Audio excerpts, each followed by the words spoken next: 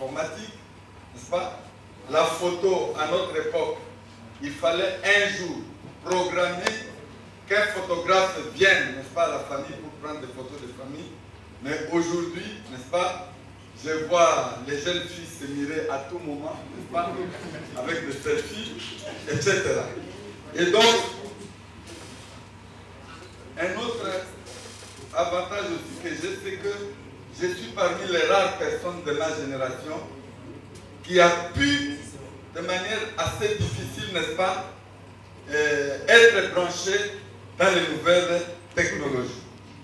Et cette révolution, n'est-ce pas, dont on parle aujourd'hui, vous ne comprendrez pas de quoi il s'agit dans tous les domaines. Téléphonie, moi j'ai vu pour la première fois les téléphones quand je suis entré au collège, à l'internat du collège, n'est-ce pas, 5e secondaire.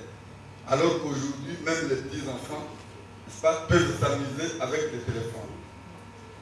Je veux donc parler de l'intelligence artificielle parce que, heureusement, il y a quelques jours, il y a 10 jours, une semaine ou 10 jours, le professeur Dédé Ouachiba, n'est-ce pas, un jeune collègue de la faculté, quand il me parlait de ça, j'ai douté et il me dit, Dieu, est-ce que vous savez que vous pouvez rédiger une thèse de doctorat en quelques minutes? Est-ce que vous pouvez rédiger une dissertation en quelques minutes? Nati Tembe est sur place. Il a ouvert son appareil, n'est-ce pas? Et on a essayé. J'ai donné un sujet, n'est-ce pas, sur le développement. Et directement après, plusieurs pages sont sorties, n'est-ce pas? Et je me suis dit, il faut d'abord que je lise. Et quand j'ai lu, j'ai été en même temps satisfait, mais en même temps aussi inquiet. Je vais vous dire pourquoi. Parce que nous les hommes, quand nous inventons des technologies, nous devons faire attention. À un moment donné, la technologie peut commencer à vous commander, n'est-ce pas, comme quelqu'un qui a pris la drogue et qui devient dépendant de la drogue.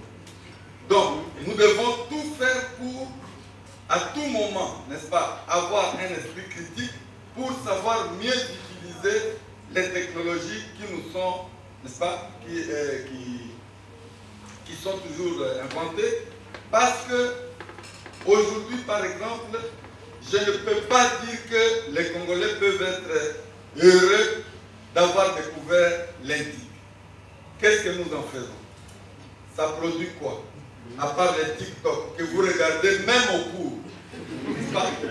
Et d'autres, vous regardez les matchs, vous regardez je ne sais quoi. Combien, même dans nos sites, dans nos groupes WhatsApp universitaires, n'est-ce pas? Ce n'est pas parce que BIS est là, mais pour le moment, je ne discute plus que dans les sites BIS à recherche, parce que tous les autres, y compris les sites de la Bible, ou bien communiqué nécrologique, ou bien on nous annonce qu'il y a la paix, mais surtout trop de propagande. Et je vois comment nous les profs, n'est-ce pas, nous devenons accro à des discussions, n'est-ce pas, de propagande pour tel ou tel politicien. Et donc nous devons éviter de nous retrouver dans la situation de ce sorcier qui a inventé une magie et il ne sait plus lui-même, n'est-ce pas, contrôler sa magie. Alors là, ça devient dangereux. J'estime que l'intelligence artificielle n'est qu'une suite, le stade actuel du processus, n'est-ce pas, qu'a suivi l'homme. L'homme a toujours cherché, parce que l'intelligence de l'homme est à la fois prodigieuse, n'est-ce pas, mais aussi faible. Et il faut toujours une intermédiation instrumentale pour permettre, par exemple, à l'homme qui a reçu de Dieu la mission de dominer la terre, comment courir plus vite, comment aller plus loin. Il faut toujours, n'est-ce pas, des intermédiations instrumentales. Les hommes les inventent tous les jours, n'est-ce pas? Et dans le cas de l'intelligence artificielle, c'est la continuité de l'écriture, de la linguistique, de machines, dont la première machine à calculer, c'était au 16e ou 17e siècle, la Pascaline de quoi? De Blaise Pascal. De Blaise Pascal, n'est-ce pas? Et donc, etc. Et donc, nous devons, l'homme donc a inventé l'écriture, les outils, les machines et même les institutions, n'est-ce pas?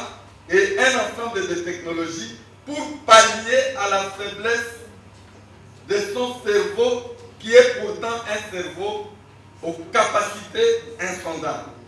Les techniques offrent des possibilités immenses d'intellectualisation, tout comme elles constituent des sources de crétinisation massive des peuples manipulés, sources d'imbécilisation massive des peuples. Et ici, n'est-ce pas, je m'adresse comme tous les intervenants, même ceux qui... J'ai parlé un peu au prof Malal, je pense que c'était la même idée, j'ai vu les autres, n'est-ce pas, nous tous, objecteurs de conscience, est-ce que nous devons accepter ça de manière servile? Alors, il faut donc, au nom de l'éthique respectueuse de la vie humaine, que nous puissions, n'est-ce pas, faire un usage intelligent, n'est-ce pas, de toutes ces technologies. Parce que toute technologie est une invention de l'homme, destinée à l'usage de l'homme. Et comme toute invention humaine, elle est destinée à l'usage humain dans des environnements particuliers. C'est-à-dire que quand l'homme invente, il invente d'abord pour résoudre les problèmes de son environnement. Et donc, c'est une œuvre subjective, n'est-ce pas, dans une certaine mesure. Parce qu'on a vu des chasse-neige donnés comme don à des pays du Sahel. Les chasse-neige, ce sont des camions qui, n'est-ce pas, qui balayent la neige, n'est-ce pas, et qu'on offre dans un pays où ils ne savent même pas de quoi il s'agit quand on parle de neige. C'est une technologie qui a été appropriée pour un contexte, mais qu'on importe, n'est-ce pas, dans un autre, de manière dangereuse. Il y a donc, nous devons donc, chaque fois que nous avons une technologie, l'adapter à notre environnement particulier, n'est-ce pas, avec des objectifs philosophiquement dressés par nous-mêmes, en tenant compte de notre histoire et du moment dans lequel nous le faisons. Et dans toute invention, il y a toujours une dose d'idéologie. C'est-à-dire celui qui a inventé, il a eu une idée de ce qu'il va faire de ça pour sa communauté. Pas? Donc lorsqu'un peuple intelligent invente un gadget intelligemment produit par un autre peuple, non, plutôt lorsqu'un peuple intelligent importe un gadget intelligemment conçu par un autre peuple intelligent, il doit faire un usage intelligent en essayant d'adapter intelligemment aux objectifs intelligemment conçus par lui. Pourquoi cette suite d'intelligence? Ce n'est pas de la poésie, n'est-ce pas? Ça a un sens. C'est-à-dire quoi?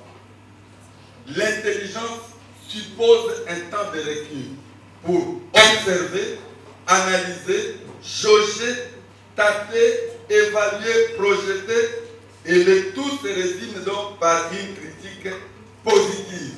Les Chinois parlent de marcher à tâtons, n'est-ce pas? Vous traversez la rivière en faisant, n'est-ce pas, en essayant de mettre votre pied sur chaque pierre, voir si il fait. Sinon, vous risquez, si vous marchez, n'est-ce pas, n'est-ce pas, vous risquez de tomber dans les pièges. Je vais bientôt terminer.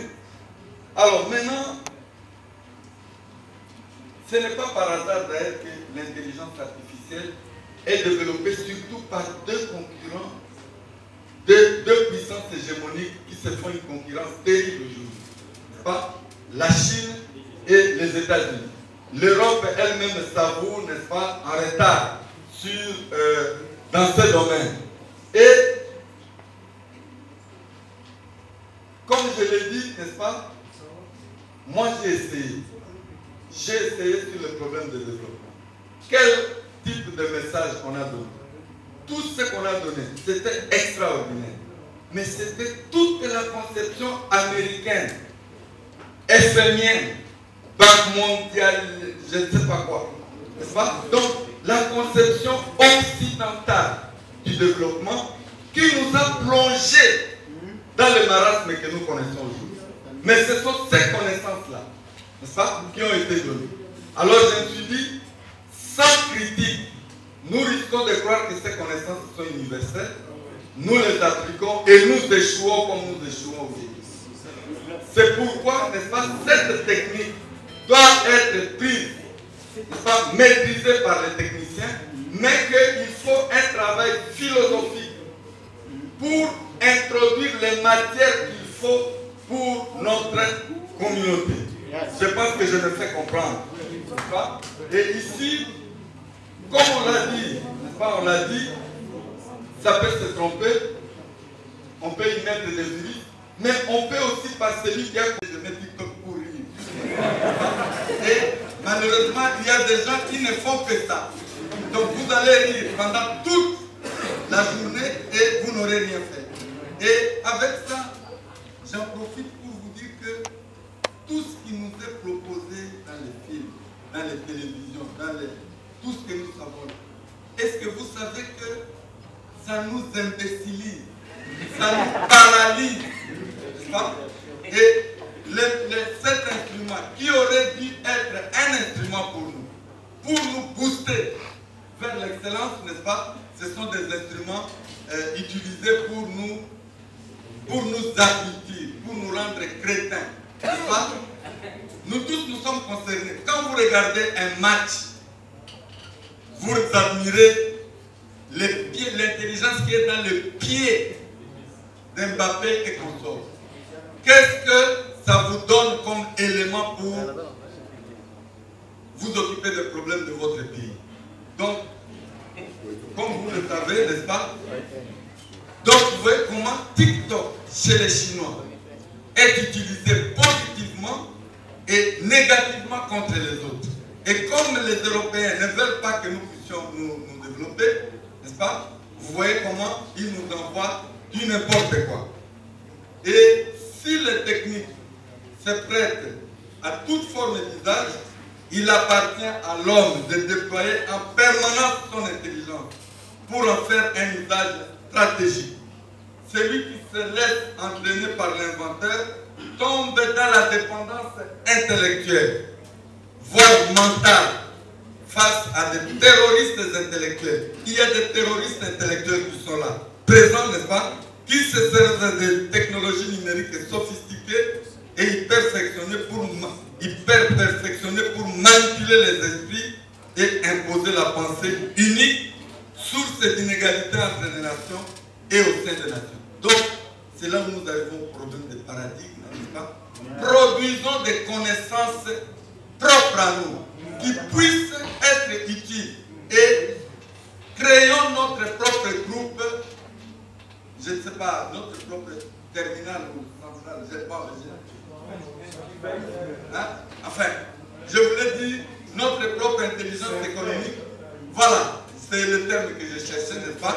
Notre serveur à nous Congolais, où nous allons mettre, n'est-ce pas, ce qui est bon pour nous, n'est-ce pas? Si nous allons dans leur serveur, ils vous diront que le Rwanda a fait du bien au Congo. En nous agressant, n'est-ce pas, ils montrent qu'il est fort. Et nous, dans notre serveur, qu'est-ce que nous allons mettre ça? Non. Nous allons dire autre chose, n'est-ce pas? C'est comme un réchaud.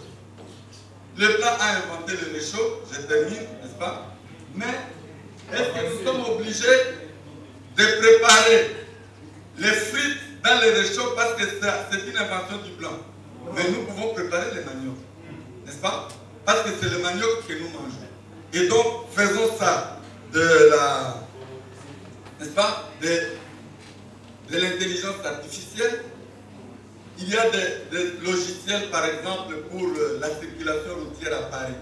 Cette technologie-là, si vous l'amenez ici, est-ce qu'il faut l'amener avec les avenues de Paris? Qu'est-ce qu'il faut faire? Vous utilisez vos avenues ici, même foutues, n'est-ce pas? Vous le mettez dedans et le logiciel va travailler. Je vous remercie.